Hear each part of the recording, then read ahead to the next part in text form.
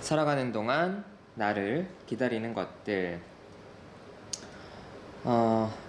여기 보시면은 Life gets better 라고 써있죠? 이게 이제 원래 책 제목입니다.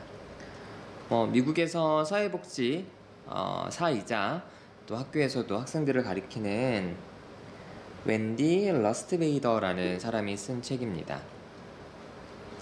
책 부제는 미리 알아두면 삶이 편해지는 23가지에 대하여라고 되어 있습니다. 그리고 그 밑에 작은 글씨로요.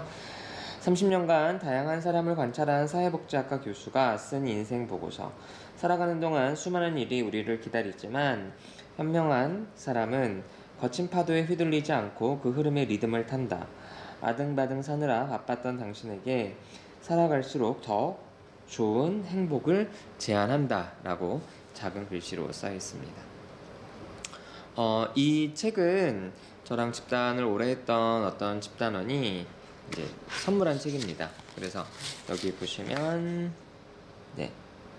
나무님의 노년을 위하여 라고 이렇게 한 글자도 한 문장 또 써서 주셨습니다. 이 책은 짐작하셨겠듯이 노인들 노년 생활에 대한 책입니다. 그래서 이 저자가 수많은 노인들과 이야기하면서 얻었던 교훈들, 또 자신의 삶 속에서 얻었던 교훈들, 또 자신이 늙어가면서 얻는 교훈들에 대해서 아주 편안하게 에세이식으로 풀어쓴 글입니다. 사실 저는 개인적으로 이 나이 든다는 거에 대한 좀 설렘이 있습니다. 그래서 이 책을 딱 받았을 때도 어떤 내용들이 있을까 빨리 좀 읽고 싶었는데 이제 다른 일들 때문에 이제야 좀 책을 읽었습니다. 처음에는 이 책을 읽으면서 좀 제가 생각했던 것들과 좀 방향이 좀 다르다. 그러니까 노인들에 대한 이야기들이 전 조금 더 노골적으로 그리고 조금 더 많은 그러니까 제가 알지 못했던 어떤 그런 내용들로 좀 많기를 바랬지만 책 내용들은 어찌 보면은 좀 평범할 수도 있는 내용들입니다. 단지 좀 사례가 노인들 이야기가 많이 들어갔다. 이 정도로 얘기를 할 수 있을까요? 그래서 좀 전공하신 분들이 어떤 노인에 대한 심리학적인 어떤 것들을 좀 얻기에는 약간 좀 부족하다.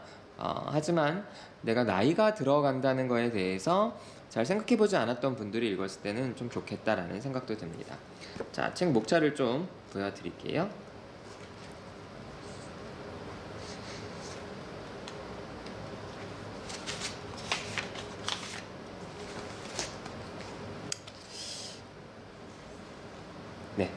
파트 1은 희망을 위한 소통이라 그래서 평등, 인간관계, 감사, 상실, 영성, 자비, 자기인식, 주고받기. 파트 2는요, 변화를 위한 정지.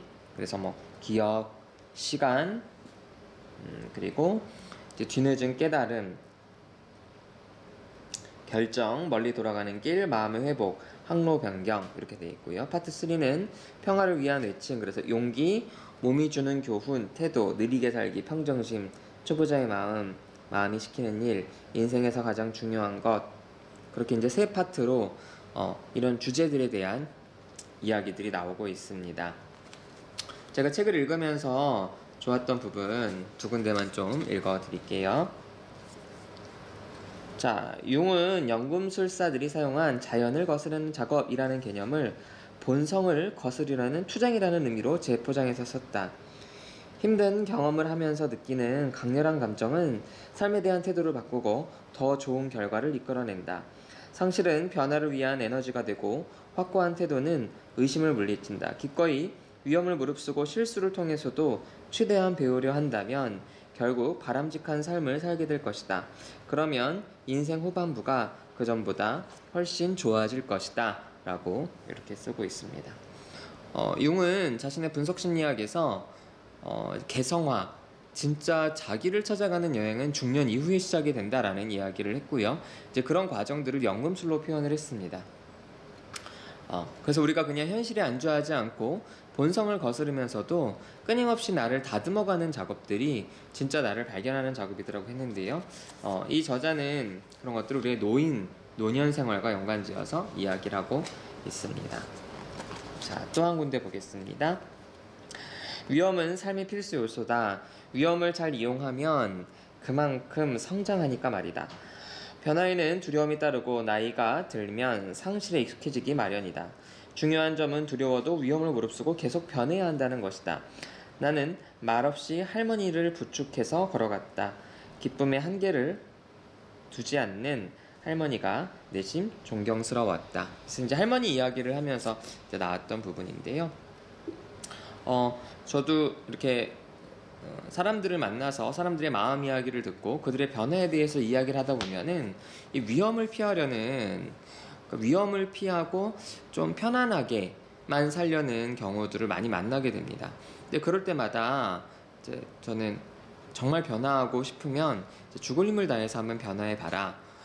예전에 어떤 심리학과 교수님이 그런 얘기를 하셨다고 하죠. 우리가 정말 애쓰지 않으면 우리는 부모처럼 살게 된다. 그럼 부모처럼 살지 않으려면 우리는 평생 노력해야 된다라는 이야기를 했는데요. 근데 그분은 이제 부모처럼 산다라는 표현을 하셨고, 여기에서는 어떤 본성에 대한 이야기를 했고요. 변화하지 않으려는 마음에 대한 이야기를 했죠. 그래서 그렇구나. 우리가 변화해야 하는 것들, 내가 기본적으로 갖고 있는 것들을 바꿔서 좀 달라져야 한다고 우리가 노력해야 더 많은 것들을 볼 수 있고 우리 삶에서 많은 것들을 느낄 수 있겠구나. 그 사실을 저자는 나이가 들어가면 이런 것들을 또 자연스럽게 느끼게 되고 얼마나 중요한지 깨닫게 된다, 이런 이야기들을 하고 있습니다. 이 책의 번역은 전문 번역가가 하신 전문 번역가입니다. 그래서 뭐 문장을 읽어가는 데는 뭐 아주 매끄럽진 않았지만 크게 이제 무리는 없었습니다. 이제 그런데 어떤 전문 용어들에 대한 부분들이 조금 아쉬웠는데요. 이 부분은 오타일지 아니면 번역가의 실수일지 조금 그렇기는 한데 여기 보시면, 자, 지금은 70대 중반이 된 고고학자 조지 베이런트는 사람들이 인생의 난관을 어떻게 적응해 나가는지 연구하는 데 평생을 바쳤다. 이 조지 베이런트는 정신과 의사입니다. 그런데 사이키아트리스트라고 아마 원문에 되어 있을 것 같은데 이걸 이제 고고학자라고 번역을 했는데요. 물론 좀 오타일 가능성이 있지 않냐라는 생각이 듭니다. 근데 오타라고 하기에는 너무 좀 말이 그렇긴 한데요. 근데 아마 전문 번역가, 이 분야에 대해서 잘 모르시는 분이셨기 때문에 이런 실수를 범하지 않았나. 심리나 사회복지 전문가가 조지 베이런트를 이제 모를 리는 없으니까요. 그래서 이제 그런 부분들, 전문 용어들이 뭐 많지는 않지만 이제 그런 부분들이 조금 아쉬웠다라는 생각이 듭니다. 자신의 노년에 대해서 좀 설레는 마음이 있으시거나 노인 분야에 관심이 있으신 분들에게 읽도록 권합니다. 그리고 그냥 기존의 심리치료 에세이와는 또 다르게 우리의 마음에 어떤 다른 관점에서 울림을 주는 책이다. 그래서 심리치료 에세이를 즐겨보시는 분들도 한 번 정도 추천드립니다.